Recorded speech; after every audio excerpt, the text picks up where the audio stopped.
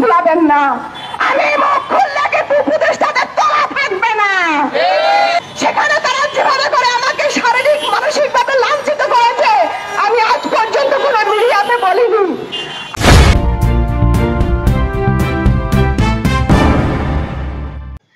ধীরে ধীরে বের হতে শুরু হয়েছে এই জুলাই আগস্টের আন্দোলনে মূল কাহিনী কি ছিল।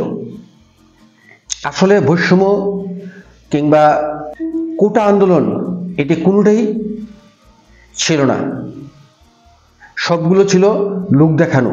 আর এর পেছনের গল্প ছিল যে কোনো মূল্যে আওয়ামী লীগ সরকারকে পতন করে তারা ক্ষমতা দখল করবে।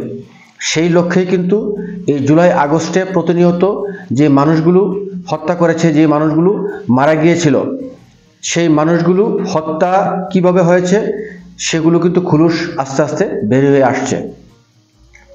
আপনারা ইতিমধ্যে হয়তো সোশ্যাল মিডিয়াতে দেখেছেন আবু সাইদকে কিভাবে হত্যা করা হয়েছে।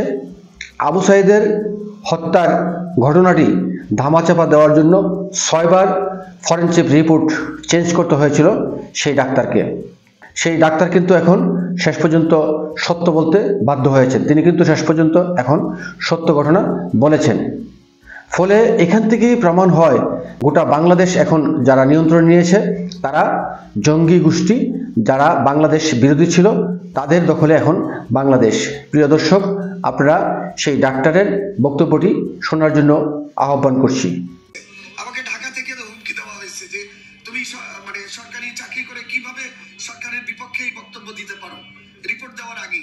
কিন্তু স্যার আমি যখন রিপোর্ট ফাইনালি জমা দিতে যাই তখন আসলে বারবার 6 বার চেঞ্জ করার পরে তারপরেও শেষ পর্যন্ত ওনাদের অনুভূত হয় নাই। ভাইস প্রিন্সিপাল স্যার ওই সময় মাহফুজুর রহমান স্যার চার্জে ছিল, উনি ছিল, সাচিবের নেতারা ছিল, আরো পুলিশ প্রশাসনের লোকজন ছিল, যাদের সামনে আমাকে বাধ্য হয়ে মানে রিপোর্ট দিতে হয়েছে। কিন্তু ওনারা চেয়েছিল আমি হেড ইনজুরি দিয়ে যেন এটা নিউরোজেনিক শক দেখিয়ে দিই।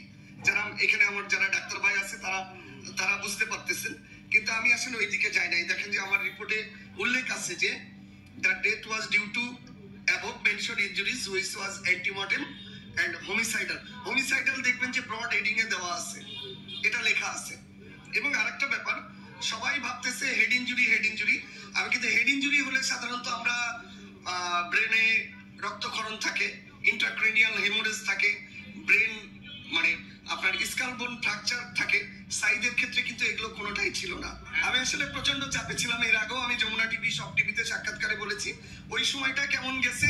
আমার এটাও ভয় দেখানো হয়েছে যে আপনার নামে